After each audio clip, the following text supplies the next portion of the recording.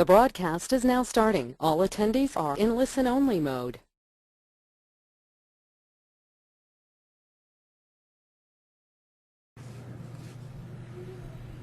Good afternoon, everyone.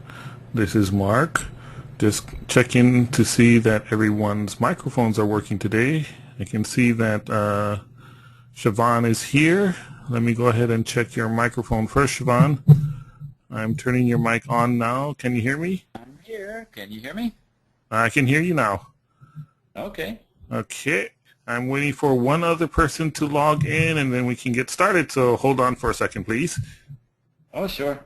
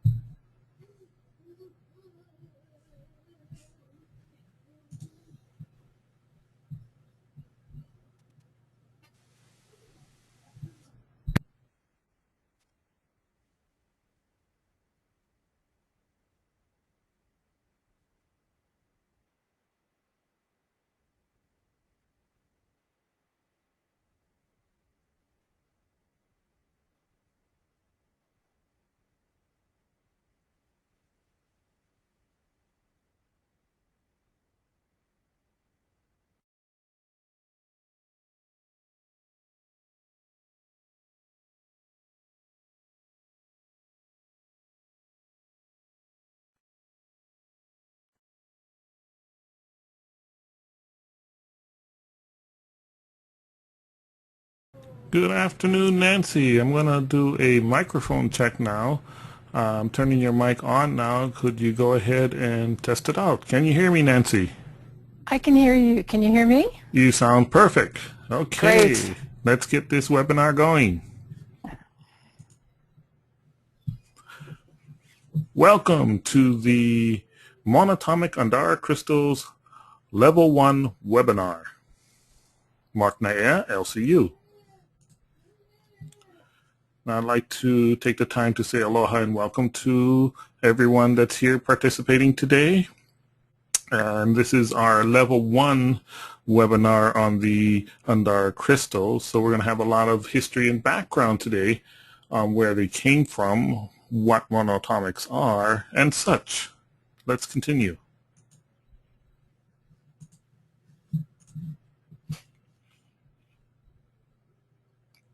I like to start off my webinars with a quote, and this particular quote is from Nisar Gadatta Maharaj. You are the infinite potentiality, the inexhaustible possibility. Because you are, all can be. The universe is but a partial manifestation of your limitless capacity to become. Now, as we continued through the webinar series, you'll begin to understand why this particular quote was used at the beginning.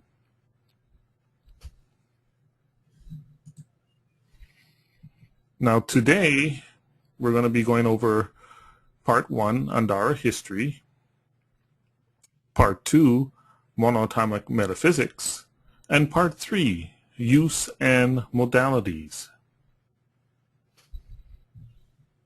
Now, at certain times throughout the webinar, I will be opening the microphone for questions.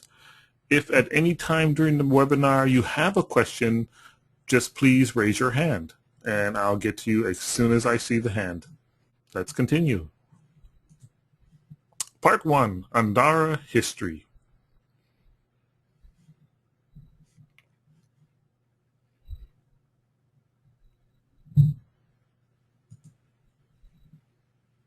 In the Andara history, we're going to cover the discovery, the synchronicity, and the authenticity.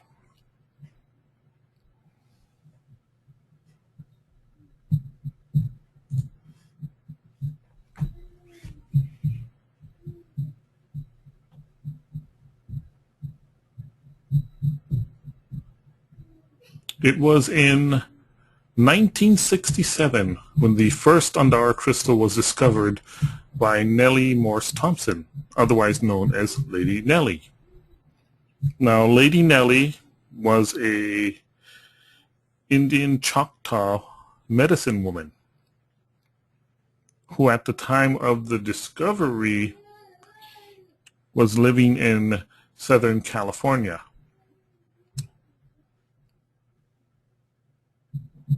The land that the Andaras were discovered on were high in the Sierra Nevada mountains near Donner's Pass at over, I think, the 5,000 foot level.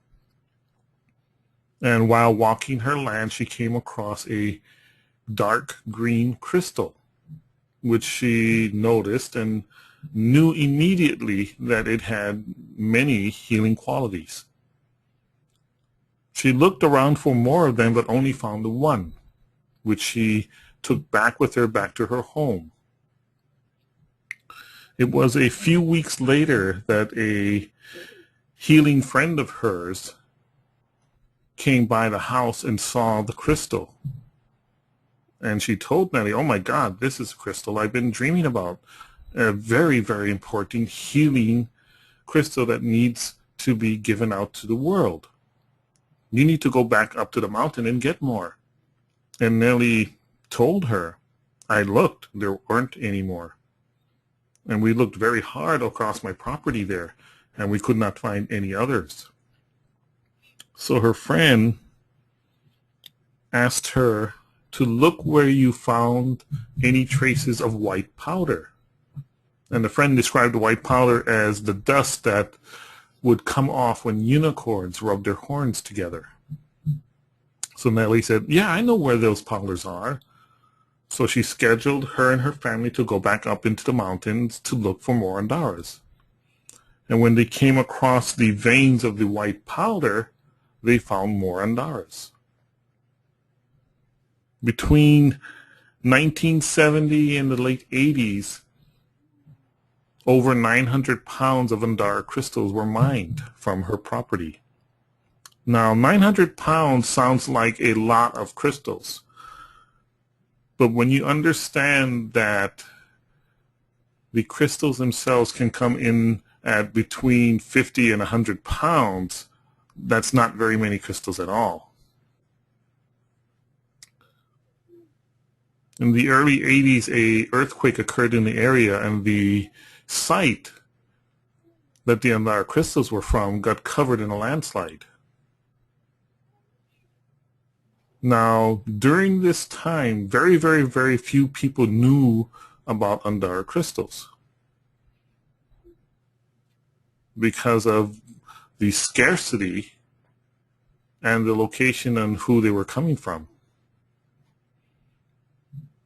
Now, in the early 1990s, a small circle of light workers in the area that Nellie was at started working with them. And as I've written, they began their Andara journey. And it is a journey. Now, I'm going to open the microphone, so if anybody has a question, please raise your hand. If not, we'll continue.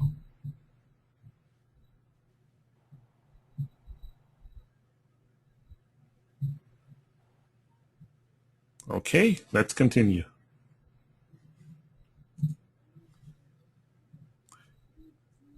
Synchronicity.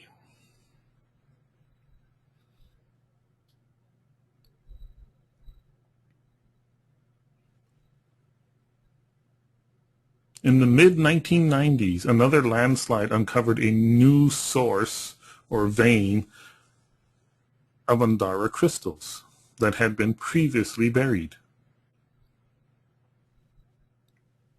And due to the work of this small group of light workers that were working with the Andara crystals, word was slowly getting out within the healing community about them.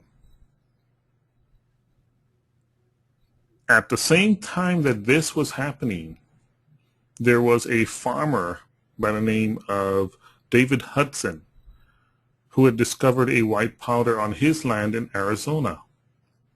Now, he was a cotton farmer at the time, but he had this strange white powder on his property that, when exposed to sunlight and heat, would explode in a fusion of light and disappear.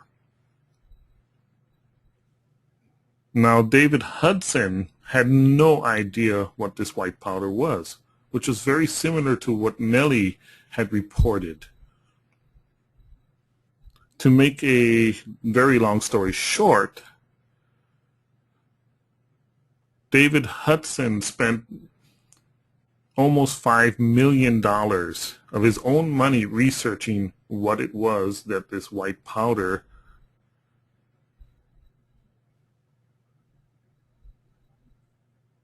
was consisted of. And his discovery was that they were monatomic minerals. Now, most people have not even heard of what monatomic minerals were or what even the name meant. So David Hudson decided to bring this gift to the world in a series of seminars that he gave across the country. In 1995, Patrick Bailey, who was also a healer, the father of what we would consider green foods and technologies to make vitamins and supplements in a way that was resonantly more available to the human body, was approached by a friend who told him of this Indian shaman woman who was having amazing, miraculously results from a tea that she had been drinking. Now, the friend mentioned that she's drinking a tea made by a certain mountain herb called Kami rose. At the time, Patrick knew about Kami rose, or Kamai rose, I think it's pronounced, and that, yes, it does have some medicinal qualities, but not what they're claiming it to do. One of the claims that was made to him was that it was curing AIDS. Another claim was that this Indian woman that had used it had cured her congenital heart and liver disease. Now, it took a while before Patrick actually went and talked to this Indian woman. But the friend was very persistent. Said, no, Patrick, you really need to see her. This is amazing. So finally, Patrick's friend drags him to see Lady Nellie. Now, upon first meeting Lady Nellie, Patrick is surprised by two things. One, she looks very, very healthy, a very healthy 60-year-old. The second surprise came when he found out that she was actually 82. Now, in his mind, he's thinking, okay, something's up here. Let's get to the bottom of this. Being a researcher himself, he's very good at researching information. So he started to talk to Nellie, and she started to make all of these different claims about the healing benefits of the tea that she was making from the Kamai rose that was on her property. So Patrick asked her, oh, yeah, I know about that particular herb. It's a small little shrub, barely a few inches above the ground up in the mountains. And Nellie said, no, no, no, these grow like bushes, 3 feet tall, ground cover. And Patrick's going, no, they don't. So Nellie says, no, yes, they do. And they're growing in this white powder. Now, Patrick had just come back from one of David Hudson's seminars on monatomics and the white powders and the healing benefits that monatomics provide. And he put 2 and 2 in his mind and asked Nellie if he could go up to her property and take some samples of the Kamai rose and the white powder. And yes, when he went up to the mountain, the area was covered with Kamai rose herbs like bushes. And that in the root systems themselves was a white powder. And when tested, that white powder showed over 70 different monatomics. That was very exciting to Patrick, because now he knew why the Kamai rose tea that Nellie had been drinking and that the other patients of hers had been taking was working in the miraculous way that it was.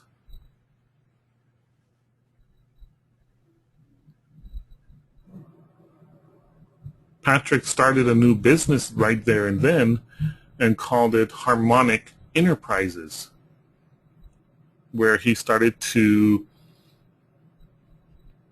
take the ethereum powders that were found on the land there and place them into a capsule format for taking. Now, there's much information about this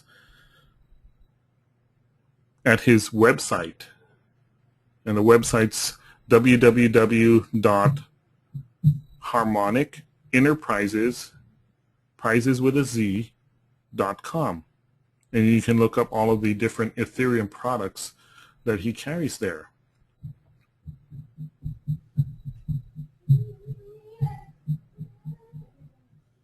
Now you can start to see the synchronicity involved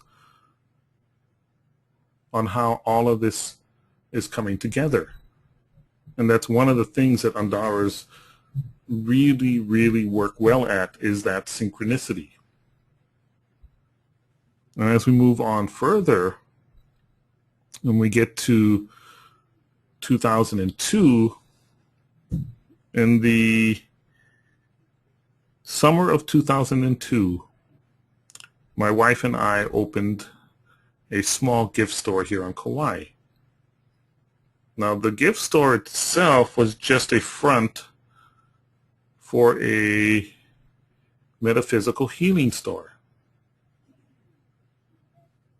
Now, it was disguised as a gift store so that everyone could be welcome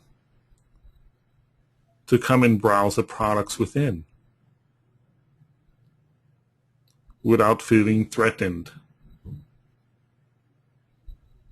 And in 2002, a person walked into our door wearing an Andara pendant. It was a very simple piece that had been just tumbled and polished, and it was put on a cord. And when this lady, and her name's Peggy Black, walked in the door, I immediately saw all of this light energy coming off the pendant. And I asked her, "What are you wearing? What is that?" And she calmly told me, "Oh, that's an Andara crystal." Of course, being on Kauai in the middle of the Pacific, I had no idea what she was talking about. I've never heard of an Andara crystal before. So I asked her, "Can you tell me a little bit about it? And do you have any that I can get from you, as I'd love to have that energy in our store?" Well, she gave me the story of Nellie and the Andara crystals. And she said she always carries a few to trade. Well, immediately I turned to her and said, "Okay, what do you want?" And we did a small trade. So as you can see, the Andara crystals literally walked into our store. There was no way I'm going to find them. Meanwhile, the very next day, my wife is talking to a crystal jeweler who does jewelry, wire wrapping, and healing of people's with the laying on of crystals on their bodies. Now, while my wife was talking to this person, one of the Andara crystals that I had at the time spoke to me and said I needed to gift her this piece. So I picked up the small piece, and it was literally about the size of my thumbnail, maybe an inch by an inch in a triangular shape. And I excused myself and said, I'm sorry to interrupt, but I need to give this and gift this to you. And she turned to me and said, is that an Andara crystal? I said, oh yeah, yes it is. And she said, oh my God, I've always looked for one that size. I do laying on of stones for healing work, and I haven't been able to find one that was like that. Thank you so much. You need to talk to my friend in Santa Cruz. She has a crystal shop and she carries Andara crystals, and you should be carrying Andara crystals too. So she immediately calls her friend, whom we get in touch with, and she tells us who her supplier is.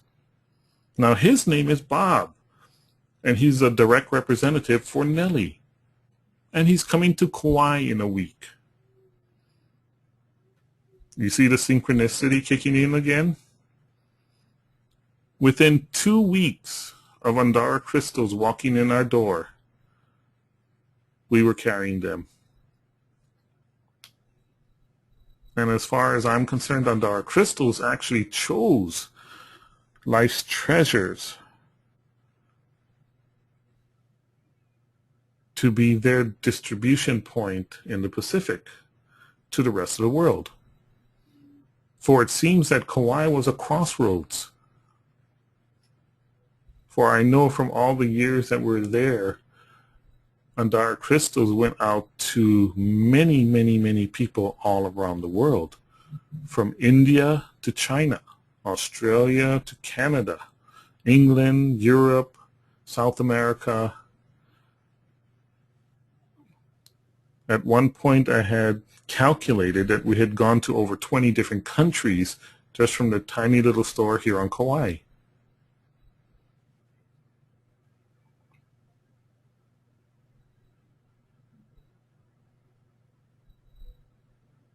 Another part of the synchronicity of the Andara crystals themselves was how they were retailed. And this is funny. I knew they were different. I knew they were special. And the connection that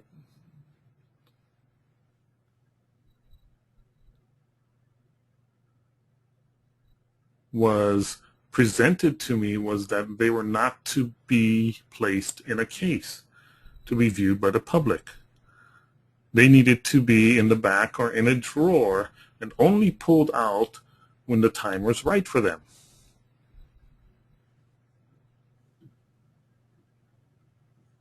So I'm going, okay, even though we're a retail store, and how are you going to sell something that's not on the counter or in the case if no one can see them? But I knew that they would come out exactly when they were supposed to. This was one of the hardest things to convince my salespeople of. They literally looked at me going, Mark, how are you going to sell them if nobody can see them? And I told all of them, when it's time for them to come out, you'll know, and they'll let you know. And they kind of looked at me and said, okay. But a funny thing happened. Whenever a customer was present in the store and certain answers or questions came out, each salesperson intuitively knew, oh, you need to see these crystals, and pulled out the Andara crystals. And I could not keep them in stock. They were just going out so fast. Now, I'm going to bring a person online now who was part of that crew at the time that the Andara crystals were doing that.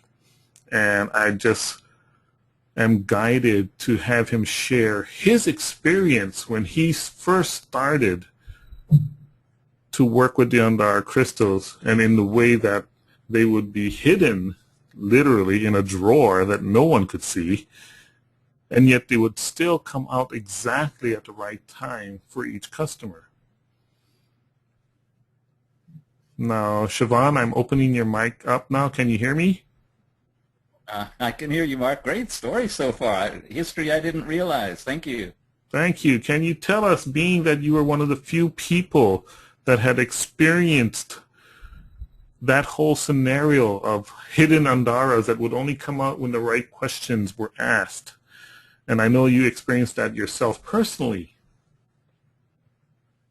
and how that was with you, or how is it that any story that you can recall from back then, and I know we're going back a few years, Wow. but you were guided to bring them out. Well, there's a lot of stories related to Andaras, but specifically what you're talking about when we had them, and I remember clearly there toward the front on the display case near the wall in the drawer down below. And there's hardly enough room to walk in there. Two salespeople can't pass each other behind that display case. So when you went back there for a purpose. And you're right, it wasn't our choice to bring them out in the same sense that they chose Life's Treasures to be the place that they would be displayed and moved into the world. They also worked with us as representatives of them to call upon us to bring them out to show people. I would find myself already walking back there, talking to a customer saying, come here, there's something you got to see. I hadn't thought about showing it to them, but I was already watching myself walking back there to pull them out. And that was hilarious. It's like I was starting to really see at that time the beginnings of, I guess what you'd call self-actualization, or the true self coming through, witnessing who you really are. Because who I really was doing all that, but back then I didn't know about that, and I was just, what? This is hilarious. But nonetheless, they would call upon us to bring them out to be put on display. And we would put them on, would reach down and pull out the drawer, bring them out and set them on top of the counter in these really nice display cases with black felt and underneath, so that they were just pristine. They were there, glowing. Their colors were pure and visible. And each of the customers would look at them first and then reach out and touch one. And after a while, watching this happen over and over again, I started to realize, and I think all of us did, watch which one they touch first. Most of the time, almost all of the time, that's the one they ended up walking out with, because that's the one that had called us to bring the whole box out so that that one could talk to the person who it belonged to. And it was funny. But it's how it worked, Mark. Thank you very much, Siobhan. Now, does anyone have any questions or want some more detail on any part of what we just discussed here on the synchronicity? And it really is synchronicity on how the Andaras work, and we'll be going a little bit more deeper into that a little later on in the webinar. Nancy, do you have any questions? I'll open your mic now for you. Can you hear me, Nancy? Nope. No questions? Yes, I can hear you. Can you hear me? Yes, I can hear you just fine. It's just wonderful. I'm getting a lot out of it. Oh, thank Okay. you. No questions. Okay, let's go ahead and continue.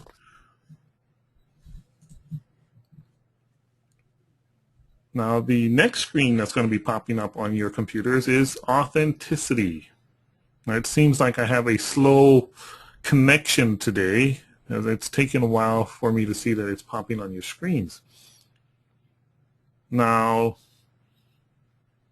back in 2002, when I first, or I should say Andaras first came to Kauai and entered our little store there, there was really not much information on them other than what was told to me by Peggy Black. And that particular information was basically a channeled information that was done by Maya Narmatude a good 10 years ago. That was back in the early 90s that she did this channeled information. And she talked about Andara crystals and where they were from and some of the metaphysical properties of them. Now, on the internet, when I scoured it for more information on Andara crystals, there was literally nothing there. And at the time, no one had actually even made the connection other than Patrick about the monatomic connection that Andara crystals had. But through the synchronicity, the resonance of the Andaras themselves, I was given access to several different light workers from the original group, and also introductions to Patrick Bailey himself, who I got to discuss Monatomics and Andara crystals over the phone with. It was after that discussion that I had started to put together all of the information that tied Andara crystals to Monatomics. And for the next 3 or 4 months, everyone is asking me about, the information that I had, and I could give it to them verbatim, but it was not written down. So my employees kept bugging me, so to speak, to write this down in a format that we could hand out with the Andara crystals, because it's just too much information to remember all at once. So it was early in 2003 that I first wrote the comprehensive research paper, Monatomic Andara Crystals, Bridging Science, Metaphysics, and Healing, that we gave out with each crystal. And not only did it tie together all of the metaphysical information known at the time about Andara crystals, but also the scientific information as brought forward by both Patrick Bailey and David Hudson, that the Andara crystals work they work because of their monoatomic heritage.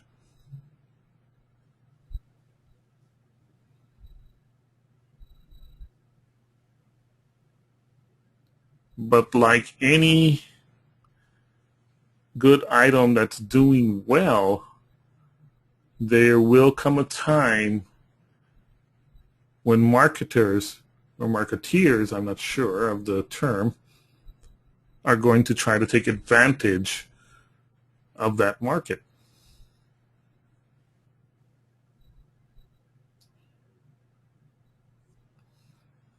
Now, the reason I'm calling this section authenticity is because of the authentication that was used during the years of research that I did on monatomic Andara crystals themselves. I had researched it to the point where I knew several people who had actually gone to the site, a couple of them scientists. I knew several people that had actually tested the materials, not just the monatomic crystals themselves, but also soil sample testing to look for the presence of monatomics. So all of that was confirmed by the sources I had at the time. It was late in 2004 that I was approached by a salesperson that had access to Indonesian obsidian. And they wanted to know whether or not these were Andaras also.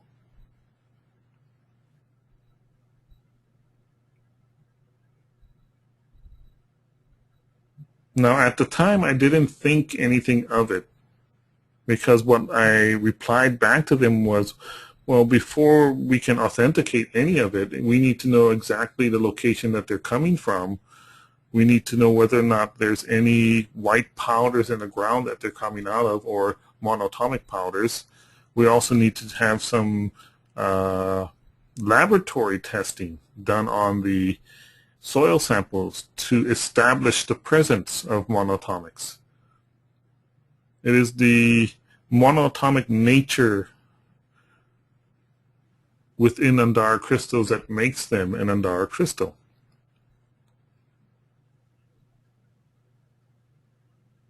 So what I commented to this one person was, they could be, if it comes back from scientific testing of the soils and the crystals themselves to have and show that they are monatomic in nature, then I would consider them monatomic Andara crystals. And that was when they decided to use the Andara moniker. To date, I have not heard of any soil testing. I have not heard of even the location of where they are found, but within a few weeks, they were calling the Indonesian obsidian Indonesian Andara. They also called it aqualamarian Andara. Stones started to appear out of the Philippines called Philippine Andara.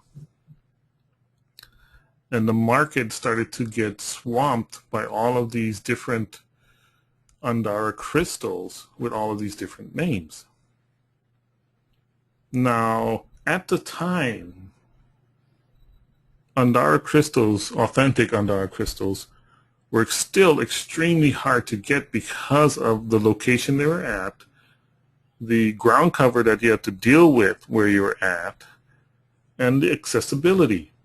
Very few Andara crystals ever came out of the ground. The first 10 years only saw 900 pounds, which is tiny, very tiny. Because I know people that have pieces that run from 50 to 175 pounds. So you can see how very small 900 pounds of any crystal is, especially when you're starting to get a worldwide demand for them within the metaphysical, light worker, and healing communities. At several points between 2004 and present, I ran out of Andara crystals, authentic Andara crystals. I have been offered to carry the Indonesian obsidian, but never was comfortable with these particular pieces having no authenticity to them whatsoever. Now in 2006, the marketplace got even more confusing, as now there were so-called green African Andara crystals coming into the marketplace, and a very new stone that came in the year 2007. It was called the Anela Andara, or Anela means Hawaiian for angel. The story on that one was thus. In December of 2007, I was approached by a person. Her name was Wendy. And she has this gorgeous blue-colored crystal, glass-like crystal, that she said had been doing very, very well in the metaphysical shops, and that she was asking if I would like to carry them. So I asked her, oh, where is it from and what's its history? And I was told she couldn't tell me where it was from because that was a secret, and that it was a very powerful crystal and people like it a lot. Well, being that I could not authenticate the location of the crystal itself, and nor could I get any type of description of what the crystal does from Wendy at the time, I declined. Now, I'm not sure if Wendy remembers any of this, the exchange of emails and such, but within a few months, she had gotten together with another person that was importing the Indonesian Andaras into Kauai. And together they formed a small partnership. Now, that partnership was to market their materials as Andara crystals. And as any marketer knows, the best way to market your product is by association with the authentic. One of the things they did at that time was donate a few of the Indonesian obsidians and one of the blue-colored crystals that Wendy had to the Hindu temple here on Kauai. Now, a few years earlier, before that, Nellie had come to Kauai and donated a large green authentic Andara crystal there.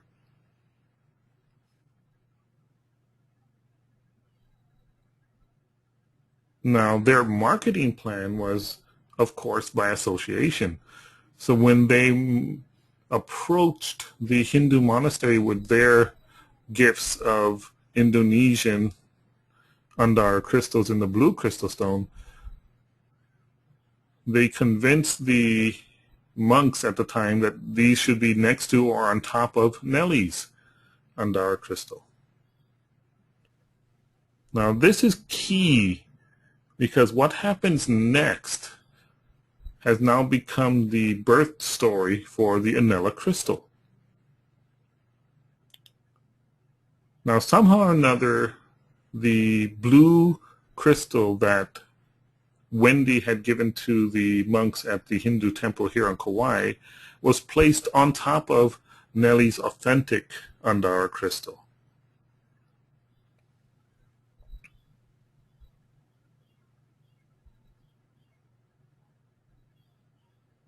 And a strange thing happened a couple of months later. Well, several of my friends were at the temple. The blue crystal imploded, meaning it broke up into several, or I should say many, some say hundreds of pieces from the inside outwards, and nobody could explain it. Within days of that happening, a press release announced that a new Andara energy had just been given birth up at the Hindu temple, and that the crystal had sacrificed itself in giving birth to this energy field, now known as the Anela Andara, or Angel Andara.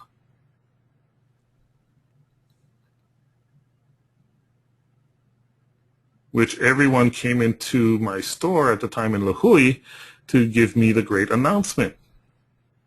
Now, this story that I'm telling you now has never been written about, nor has anybody has access to it. It was pretty much kept within our confines of our store and our employees. And even some of the employees didn't know about what was going on with this. And I would tell them, I don't think so. And the reason why I don't think so is twofold. And this is where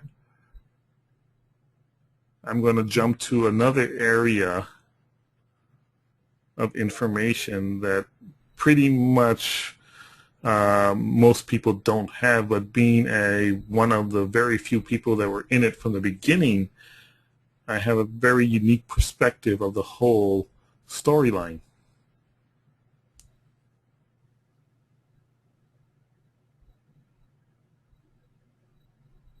Now, both of these people that had worked with the Indonesian Andaras and the blue stones were well known to me and well known to the small light circle group who were working with Nellie at the time.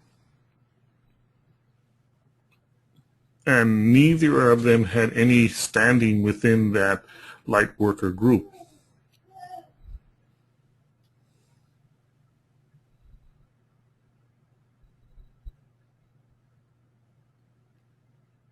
Now, when the stone that was imploded and this new mythology came up around it, I knew immediately it was nothing more than a marketing plan to try to create that mysticism around the event and around the new so-called Anela Andara.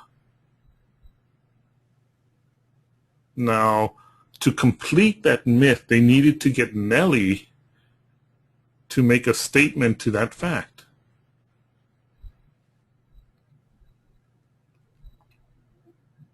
But the only statement Nellie ever made was they work, as I would say, quote from Nellie, the Andara crystal and the Andara crystals work well together.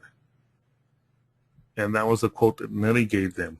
But it was never mentioned that they were Andara crystals or that they were part of the Andara crystal family. The other thing I like to mention too is I have a friend of mine here that actually works and makes pendants from authentic Andara crystals. And she was recently given a large piece of what was called Illinois Andara crystal, a light blue colored crystal. And she took it to start making pendants from. Now, I had mentioned to her, I said, that's not going to work, you'll see. I said, no, it'll be fine. And when she started to make the pendants from them, they kept breaking. And the Andara crystal that she was working on would not work with her. And she couldn't figure out what was going on. In fact, every time she tried to polish Andara crystal, it would slip out of her hands. And for those of you who are not familiar with the lapidary arts and the machines that they work with a grinding wheel that is spinning at high RPM. And if anything slips, it gets thrown to the back of the wheel at high RPM into a steel plate. Now, the Andara crystals would slip out of her hand, hit the steel plate several times, and come bouncing out. And yet they were unscratched, unbroken, like nothing happened to them. Whereas the Andara crystals would break upon cutting. They would slip out of her hand, and it would actually shatter upon hitting the back of the machine. And finally, after a month of not being able to produce anything, she gave up and gave me a call and said, Mark, you're right. I can't do this. I got to take it back. I said, exactly. Andaras do not like having fakes next to them. They just don't like that. And the reason why I say that, it's not a like or dislike thing. It is a matter of resonance. Andara crystals resonate at such a high frequency that to put them around regular pieces of obsidian or glass as such will tend to break the other pieces, especially with the type of intent that is going on with these other pieces.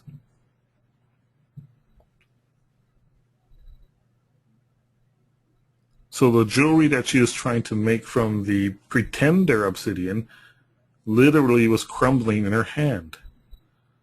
And the same thing happened to the pretender blue stone at the Hindu temple, as it too succumbed to the higher frequencies of the authentic Andara crystal.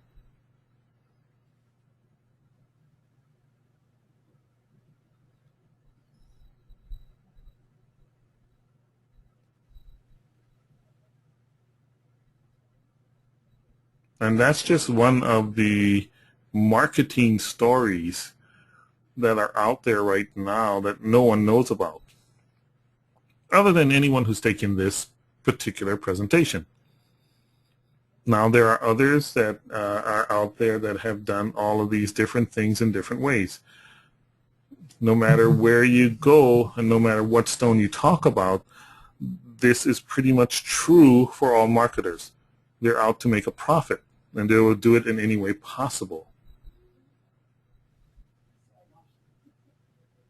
That's why you'll see Andaras all over the internet. You'll see them all over eBay. You see them coming out of many, many, many different countries now with many, many, many different names. The actual authentic ones are extremely rare and hard to find, especially now that Nellie has passed away. And there are now several different companies that now claim to be her representative. are the sole representative of authentic Andara crystals, which I find to be quite silly when you have the position of looking over the whole thing from where I have. Now, to date, most of these people that claim authenticity really haven't written anything about them or understand what they are or the monatomic nature of them.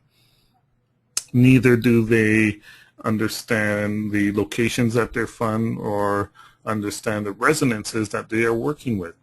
I have several companies I know of actually have a mix of both true authentic Andaras from Nelly originally and the imports from Indonesia and the Philippines. And I've talked to customers that actually have shopped there and said, oh yeah, I do. I can really tell the difference between the ones that I know are authentic and the ones that I'm questionable. There's a big difference energy sensation to them. And even my stonecutter here, Donna, who has had the opportunity to work with the authentic and work with the obsidian, can easily tell the difference completely. In fact, one of the stories she told me while she was at a fair with her products was that she had her Andara pendants out, and a person came up and said, oh, I just got one of those from a shop in Hanalei, but mine doesn't feel anything like what you've got. And I would tell her, oh, that's because yours is in obsidian and this is true Andaras. And she goes, what? That's the difference in the resonant energy of the two stones. Now, being that I have a somewhat other Andara expert here who has handled both, I will bring in Siobhan to give his experience between what is called the obsidians that are called Andaras and the true monatomic Andaras. Your microphone is open, Siobhan. Are you there? I'm here. Okay, can you, in your own words, express how you have experienced the difference between the two, obsidian and Andara? Primarily, when I've been working with crystals in general, and Andaras in particular, it's more about a feeling of energy which may or may not resonate with others that are listening. If it does, you know what I'm talking about. If not, it's kind of an esoteric concept, but it's a sense. It's like a sixth sense beyond being able to look at them and touch them. It's being able to feel a presence, an essence, the energy. I think we'll understand more about that as the whole webinar unfolds. But for now, in the beginning part, I'd say there's a signature difference that is palpable in the etheric field of, I don't know, of just the sensory feeling of the energy that's there or not there. I mean, they're beautiful. I've seen the ones that are absent the same type of signature or energy that the true Andaras present. And they're beautiful to look at. They make a very nice colored pendant, and they'd be great to wear, you know. But it's kind of like looking at costume jewelry compared to true gemstones. From a distance, they're nice. From really being with them in presence, you can definitely tell the difference. And when we're talking about this type of entity, which is different than looking at like an opal or a rhinestone or looking at rubies and diamonds, Andaras are indescribable in the way that we're used to talking about them, and therefore referencing the energy between them and obsidian is a little esoteric. All I can say is try it out. That's what I've done, been with all these different kinds. Some that are basically marketed as Andaras that are really glass. I mean, glass is silica melted down and chipped, and it can look and feel like something that could be called an Andara, but there's a missingness to it. Now, I know Mark will talk later about refraction and the way light works within Andaras. There's so many things that can help discern what's a true Andara with the monoatomic energy and what is not. But for me personally, it's an energetic feeling. It's just picking the stone up, being with it. There's all sorts of things relative to intention and space and time. But that, you know, we won't go there yet. For now, it's just basically an energy feeling. It's either got it or it doesn't. Thank you, Siobhan. You're welcome. Does anybody have any questions? Nancy, do you have any questions? Your mic is open. I just like to say that I have handled stones for so long, but when I first picked up an Andara, it's like I fell in love with it. It's just incredible. It was a very deep feeling that I felt. Yeah, they make their connection really quickly. Thank you, Nancy. Sure. So if we have no more questions, we'll go on to our next slide. Now, before we go any further and go into the part 2 and wrap this up, I'm going to take a very short break if anybody needs it to go to the bathroom or drink some water. If you'd like to continue, I'm going to ask you now, Nancy, do you need a break or would you like to continue? Nope, I can continue. I'm ready. Okay, let me check with Siobhan. Do you need a break or you'd like to continue? Oh, I'm fine. You can go ahead. Okay, we'll continue. Part 2, monatomic metaphysics.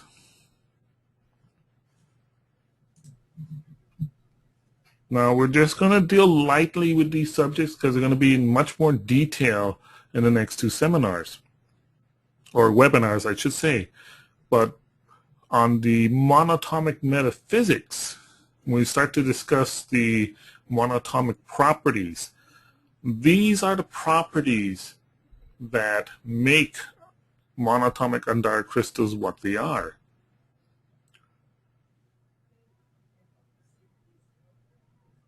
Now, part of these properties are that monatomic metallic elements, or that white powder that David Hudson had written about and that Patrick Bailey had discovered on Nellie's property and had tested. When these powders are heated to high temperatures, they transmute into a glass-like substance. And this has been done within laboratory conditions. That's one of the properties of monatomic. So when I say this is a monatomic Andara crystal, I mean that this particular crystal is the transmuted form of actual monatomic powder itself, and not obsidian that may contain a monatomic particle here and there. There's a big difference.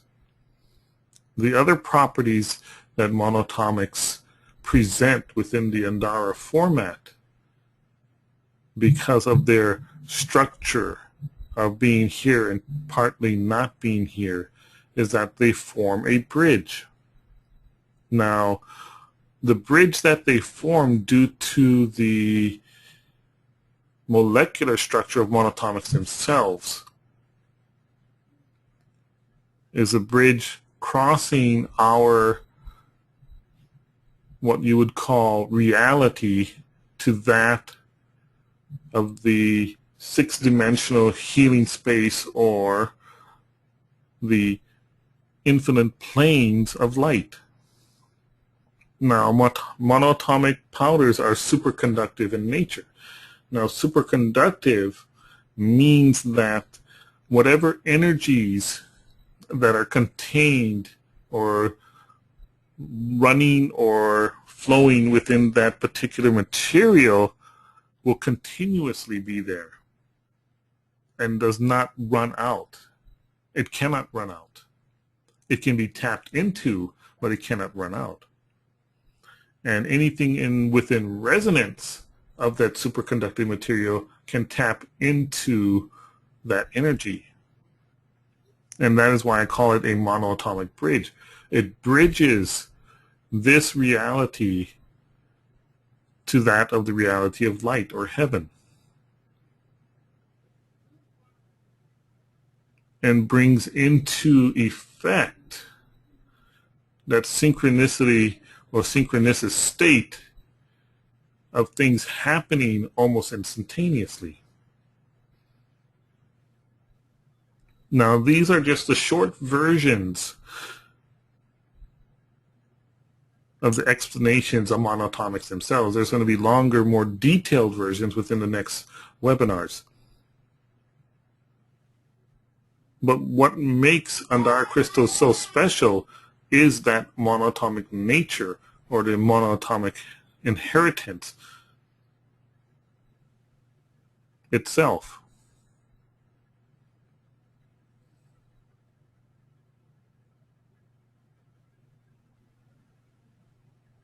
Now we'll move on to the next slide. And on this particular graphic that I want everyone to see, you can see some of the colors of the monatomic crystals, or monatomic Andara crystals, that are available. The central image that you see is that of the cube octahedron, or the vector equilibrium, as it was called by Buckminster Fuller. Now, that symbol is key to monatomics. It is the molecular substructure of monatomics itself in the crystalline formation of Andara crystals. Now, it's called the vector equilibrium because all of the internal vectors, and as you can see, all of the lines going towards its center, are equal length. Now, part of what Andaras do is balance all of your energy centers. And that's completely based upon the resonances of the vector equilibrium. Now, there's much more deeper esoteric information about the vector equilibrium, or the cube octahedron, and I'll let that be homework for you all. But as you can see, the energy itself that Andara crystals tap into, or allow us to tap into the ever-present now of who you truly are, and the ever-presence now of all that is beyond infinite energy. And it's like going home again, or touching that fragrance and energy of going home again, and all of those happy memories. They have such a huge energy field that they resonate with that energy that you are.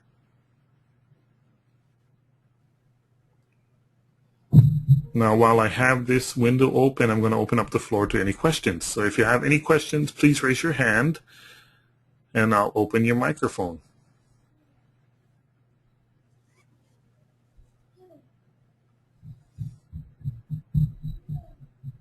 Okay, since we have no questions, we'll move on to the next slide.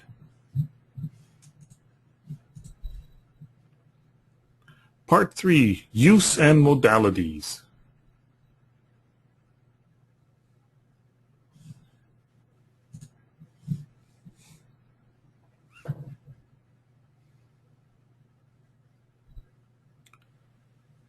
Now, with the Andara crystals, as we're working with them, as people that work with them as healers and light workers and ascension masters, any of those modalities, it is the person's intent that is brought into the Andara's field. Now, the Andaras have this large kinetic field about them that is partly in this universe and partly within the six-dimensional universe, or the light universe of being. So when you put your intent in to that energy field, that a kinetic energy field, and I use the word kinetic because it's an active energy field, an active interactive energy field. And one of the nice things about this particular energy field is that it only accepts good intent. It won't accept anything of a negative nature. So whatever intent you put into it is purified to its highest intent. Now that intent, when put into the field, is immediately transported, transformed, and transmuted into source.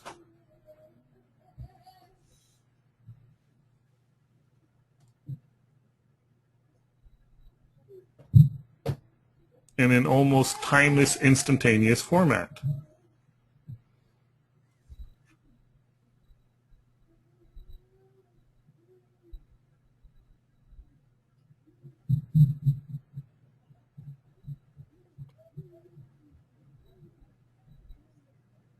With an almost timeless, instantaneous format of return.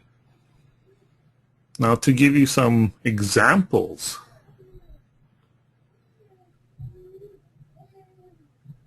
of what I am talking about, I'm going to give you some true life stories of different modalities of use. The first one, I'm going to start off with a healing story. Now, this comes from a customer and friend of mine that lives in Canada. And she is a Reiki master, a life coach, and a speaker for positive thinking and changing one's environment through positive thoughts. Now, the story I'm going to relate to you was related to me by her just a few months ago, and this happened this year. She had a customer come to her, a client, that was complaining about wrist pain. And the client told her that she had broken her wrist, but the person that had said it wrong. And that she was in a lot of pain, and she had seen a new doctor, and they told her that she would need to have her wrist rebroken and the bones reset to heal properly, which she was not looking forward to. So she came to see Dorothy, and Dorothy looked at the wrist itself and was guided to put her green Andara crystal on the wrist while she did her healing and Reiki symbols. Now, her intent was for the wrist to be healed.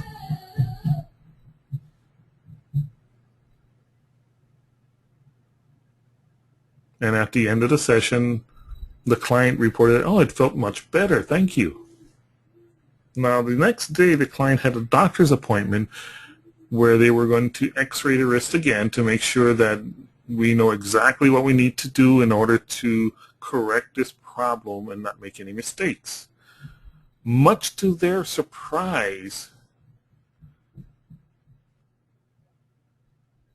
the wrist was normal and no longer needed to be broken again to reset.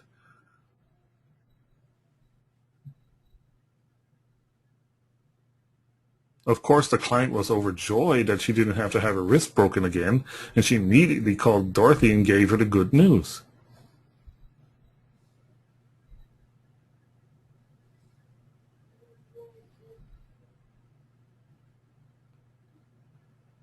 That is one of the healing stories that I have to share with people on how Andaras are beyond what you would consider most crystals do and beyond what you consider most healing modalities will do. And it works that fast. Now, another healing story I will share with you, and this happened a good 6 years ago. Another friend was shopping for a crystal for her kumahula. Now, kumahula is a master hula teacher or educator. Now, hula itself deals with not just the aspect of dancing, but the spiritual aspect of both chanting and dancing. So this kumuhula was a very, very, very well-respected spiritual person. Now, while shopping for this person, she wanted to get a pink Andara crystal for him, but didn't know when she was going to give it to him. So she picked up her crystal and went home and kept it at her house for a while. Well, within a few weeks, her kumahula hurt his back.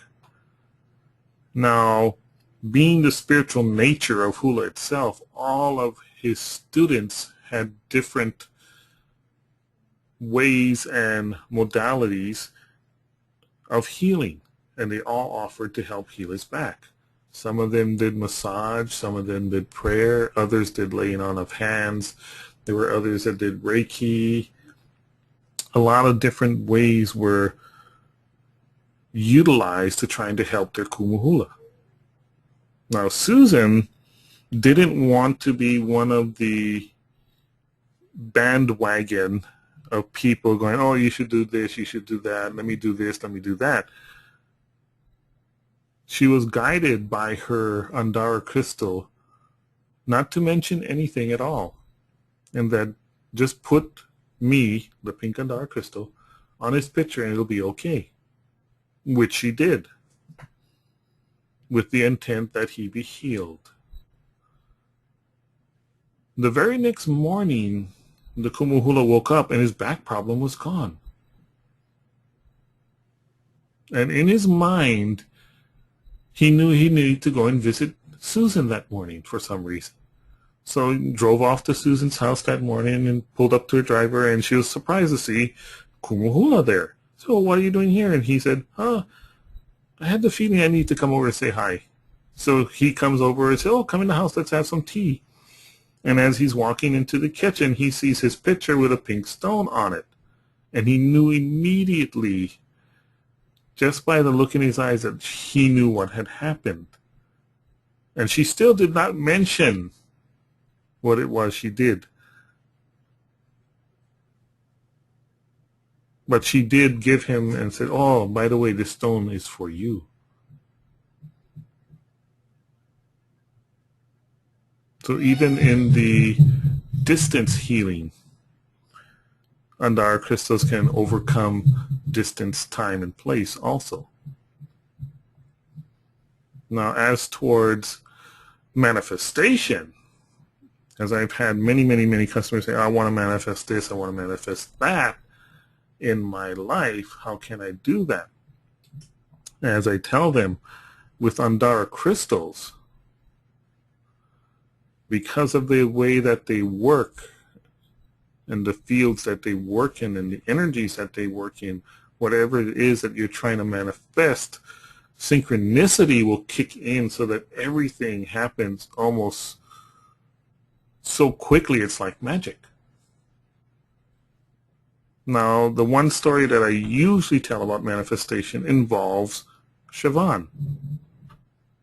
And this happened a long time ago, where at the time, Siobhan used to live in a house in Kalaheo on the west side of our island. And he was selling it and moving to the east side of the island, closer to where we were. And he came in and told me, oh yeah, Mark, I went to a realtor I found out exactly what the process is, and I asked him, "Oh, are you listing?" He said, "No, I'm not listed yet, but I wanted to know what the process was and what kind of paperwork's involved and how the whole thing worked." So I told Siobhan, "Well, Siobhan, you have an Andara crystal. Put your intent into the field and see what happens." And he says, "Well, it's packed in a box somewhere while I'm moving." I said, "Get it out and find it, and then put your intent in and see what happens."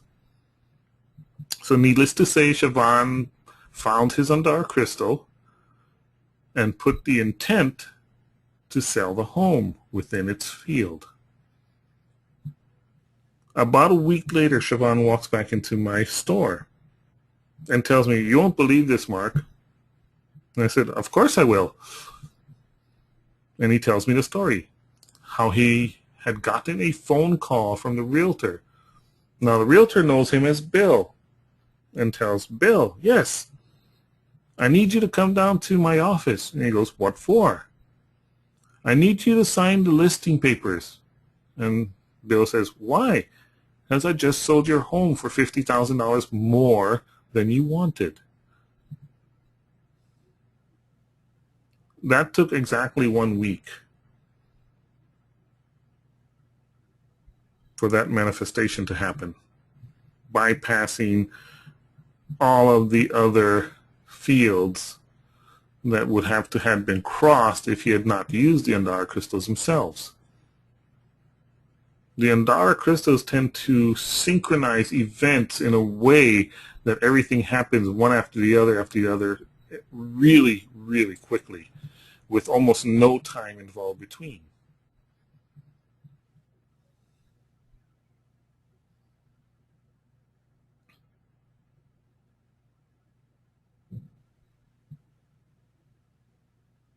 Now, since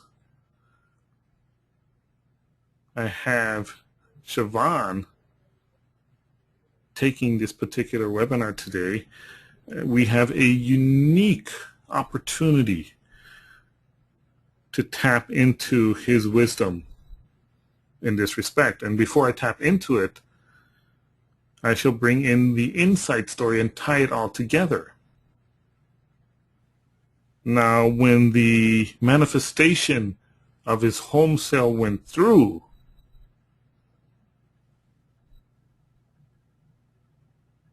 and Siobhan had told me the story of it, I said, "Cool."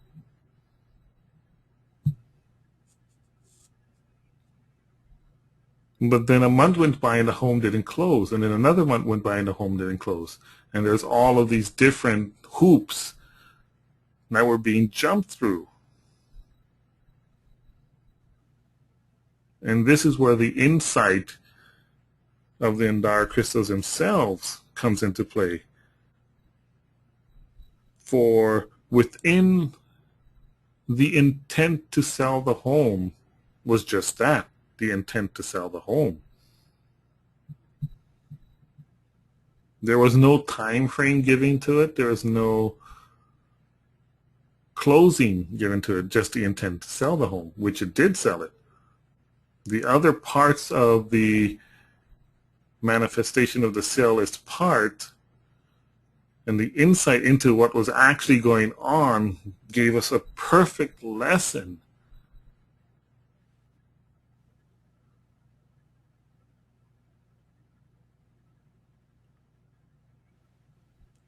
of being clear with what our true intent is, and also understanding that there will still be processes that one has to walk through. The Andaras are extremely, extremely well put together for bringing into one's consciousness that insight of all the possibilities that can and will take place. Now, the insight itself is there. Andaras make them more present and easily accessible. But you still have to look. There's an old saying from Sherlock Holmes Most people see, but they do not observe. Whereas, in quote, Sherlock Holmes says, I observe. And to give an example of that and why and how insight works and Andara's work, the example that Sherlock Holmes gave to Dr. Watson was, Dr. Watson, you've been to my place here on Baker Street for many, many years. How many steps are there up to my loft? And Watson says, yes, I have been many years, and I don't know. And how many times have you walked up and down these steps? He goes, hundreds, if not thousands of times, and you still don't know how many steps there are? No, I don't. That's because you have seen, but you have not observed. There's exactly 23 steps because I observe. And the same thing is with insight. Andara Crystals gives you a better perspective of observing, but you still need to observe.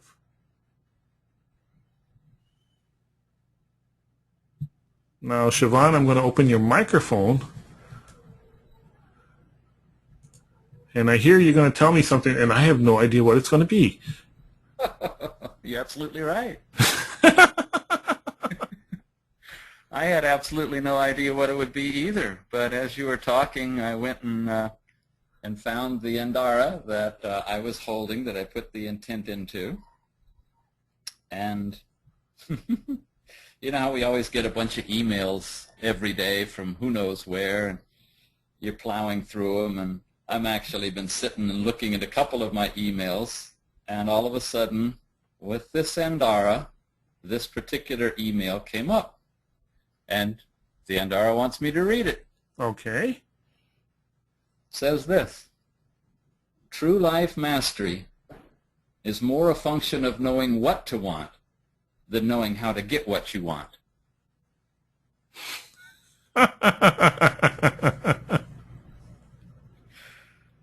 And that's how Andaras work. That is so perfect. Repeat that, please. True life mastery is more a function of knowing what to want than knowing how to get what you want. Oh my goodness. That's synchronicity again. It is, isn't it? It's just perfect synchronicity. They're just how Andara crystals work.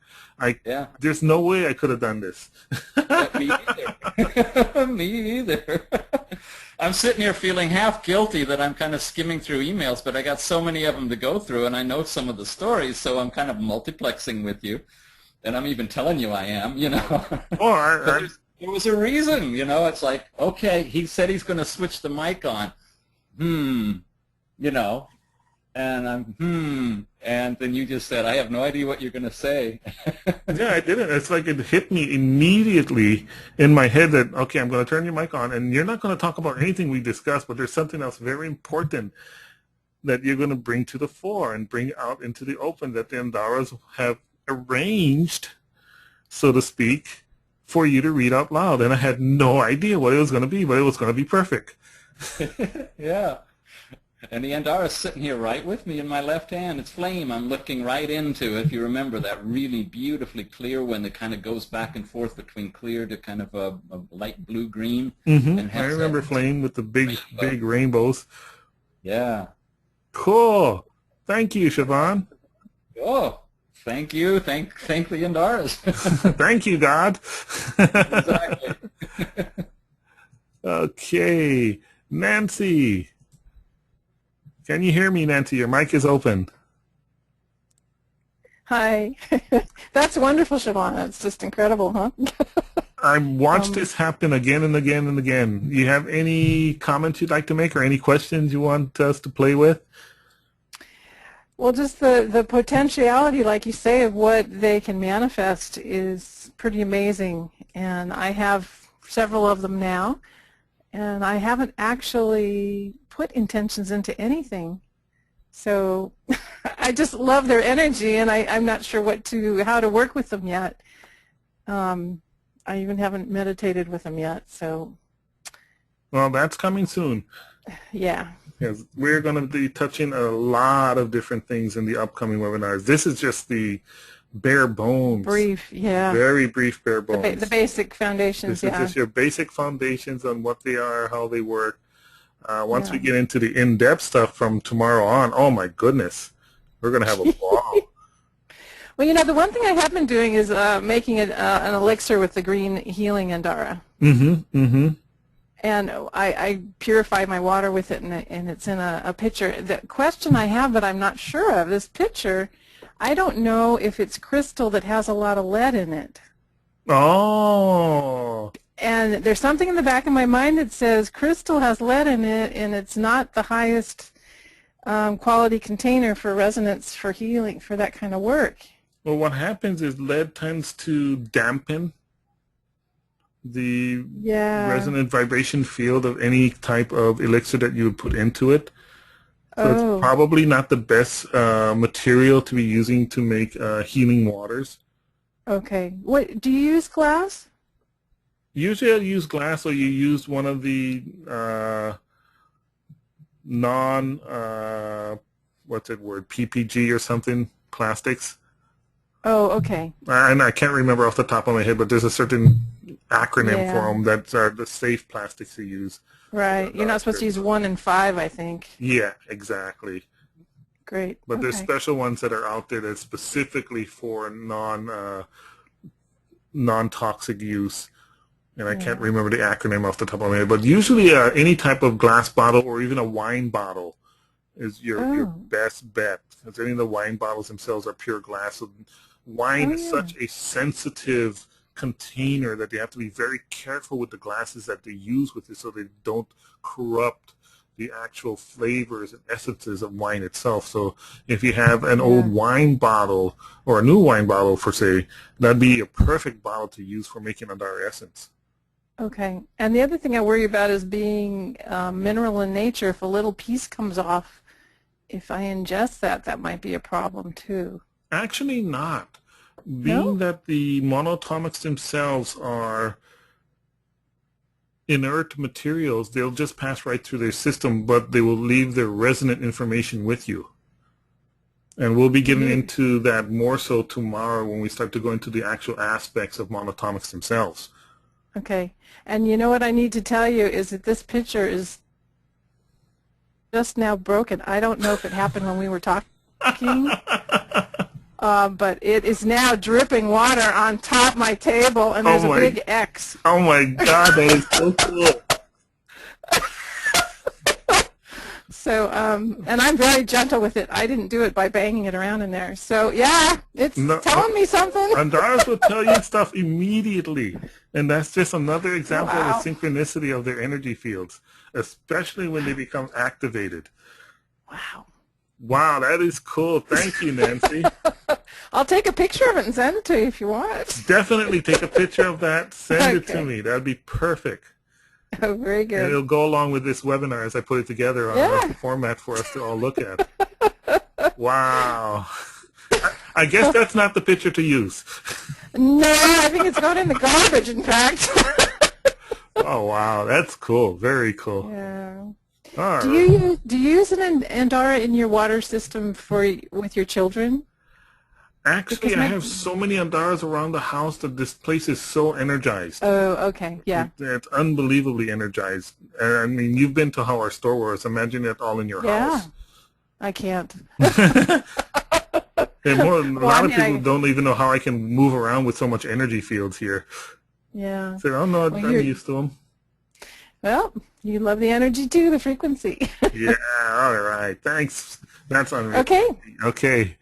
Thank you, Mark. Thanks, Siobhan.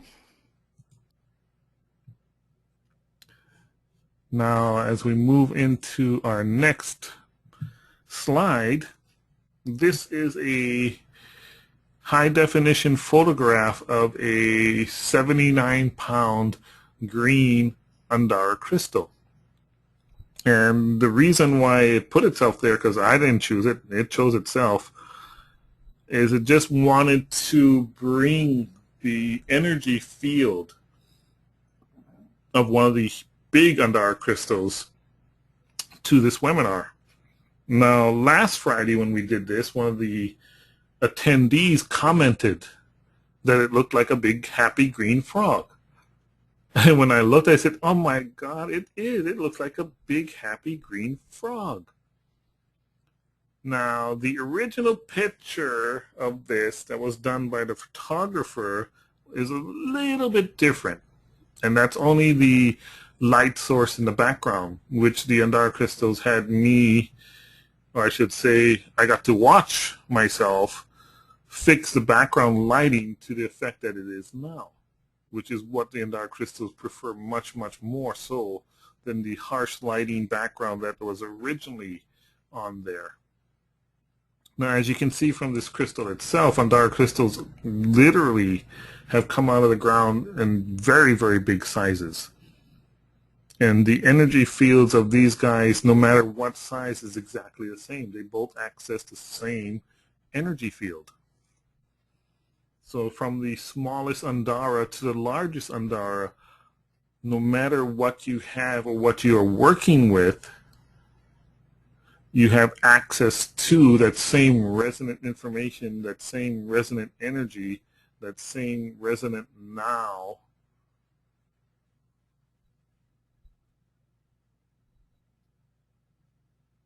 to work with in any manner that you decide to work with. The other thing that this picture presents, and I've been asked this question, can just the picture of an Andara crystal transmit its energy?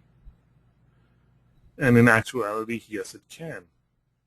I have had people work with the high definition imagery of Andara crystals that I have online at present, have amazing results with just the pictures of the Andaras themselves. Because the Andara crystals themselves are bridges and gateways to that higher dimension,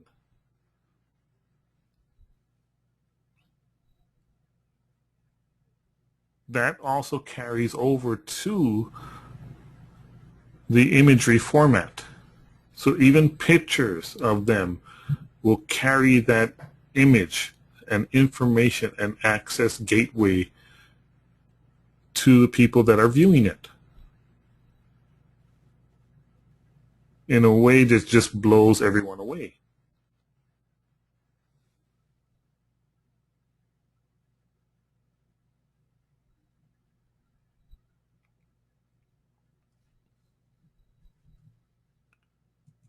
I see your hand is up, Siobhan. How can I help you? Or how can you help me? Oh, this was back a while. This was a while back when we were talking on the house sale and the timing of it all. Remember that?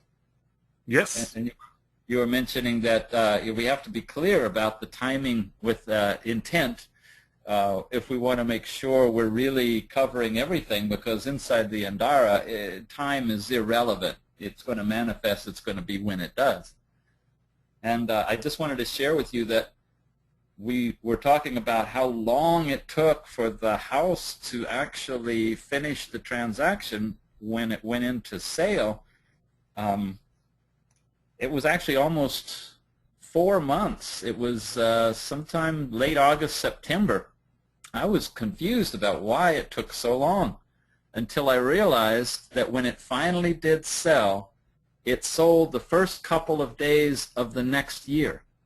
And if it hadn't have done that, if it had sold in late December, and you wouldn't believe all the things that happened, it threw a monkey wrench in the way with Christmas, with the holidays, with people in the bank taking off that were at the time they needed to work on something, and then they came back, got it done, and then the next group and the mortgage company were off on holiday.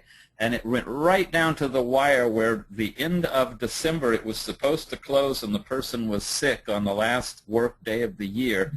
Didn't close until the next year. Well, the Andara knew that, because I would have had a tax consequence had it closed in the previous year and ended up having to pay a lot more money in income tax than I ended up having to pay because it closed the following year.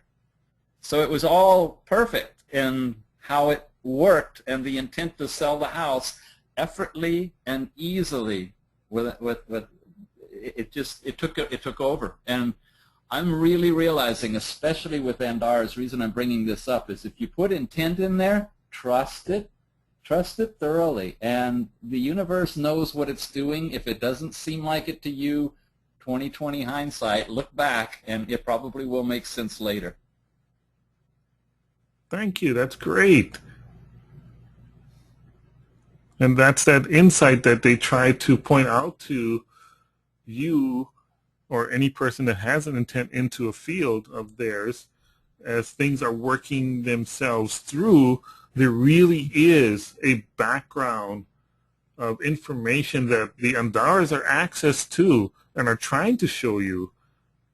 But because our field of view is usually so limited, we just can't see it, and then we become frustrated with, oh, yeah, but why is it taking so long?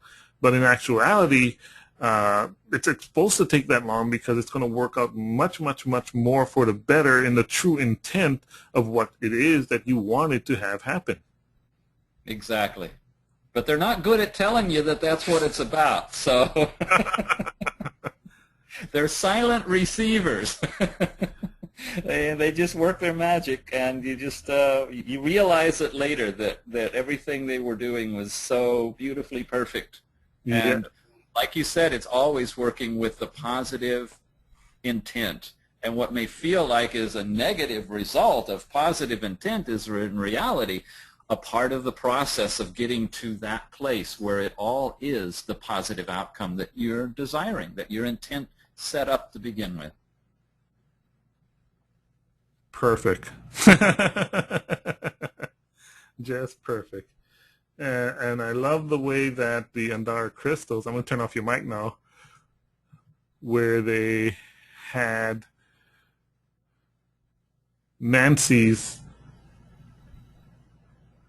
water pitcher crack. Now, Nancy, I see you have a question. Go ahead. Your mic is open now, Nancy. Yes, it's what you were talking about, accessing all that is, and so it is the highest good for all concerned when you tap into that and trusting that. Exactly. It is completely. I mean, there's so many times I always say for the highest good for all concerned and letting it go. So this is giving it authenticity. So thank you. Well, you're welcome. Yeah, that's what Andaras do. Whenever you place that intent into their field, it definitely transforms that and transmutes that into the highest good for all involved. And it's just a trip, and you may not think so at the time that things are going down, that it's for the highest good for all involved. But once you have had that perspective of distance, you'll see how the whole thing actually was working out correctly in all ways regarding that intent. Now with that, I'll open the mics one more time. If anyone has any more questions, please raise your hand. If not, we'll go to the summary and pretty much coming to the end of this webinar. So if anyone has any questions, please raise your hand. If not, we'll go through the summary.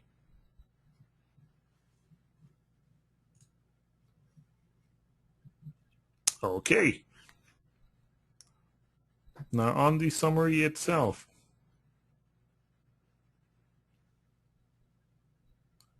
Andara crystals are a soul-enhancing, high-vibrational healing tool that works on all levels, physical, emotional, and spiritual. The process creates a unique healing experience, individual for each person, assisting him or her in releasing unwanted energies while moving toward their next evolution of truth and back to divine or back to original divine consciousness. And that's exactly what Andara crystals do. Not only do they work as tools in all of the different healing modalities that they are, from physical, emotional, spiritual, they are also that bridge that supports you in your process of moving forward, so to speak. There are tools that go beyond what I would consider tools because they work in such a manner that it's almost magical.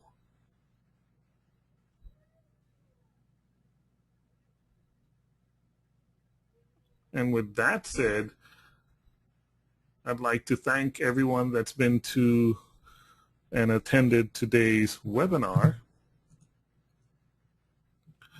And I look forward to seeing you this weekend. Now, if anyone has any other questions, I'll open up the mic right now. I want to thank everybody individually.